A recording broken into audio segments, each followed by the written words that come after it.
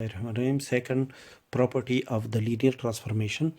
This property show that if T be a linear transformation from a vector space U to the vector space V over the same period F, then show that Tu minus V is equal to Tu minus Tv for UV are the elements of the vector space U over the field F.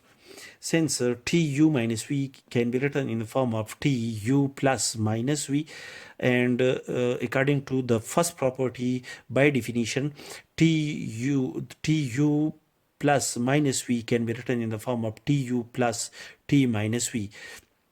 And by the property number first, t minus u is equal to minus tu for u is an element of the vector space u. Therefore this result can be rewrite as minus 1 multiplied by plus 1 is equal to minus 1 multiplied by tv, that is tu minus tv, that is tu minus v is equal to tu minus tv.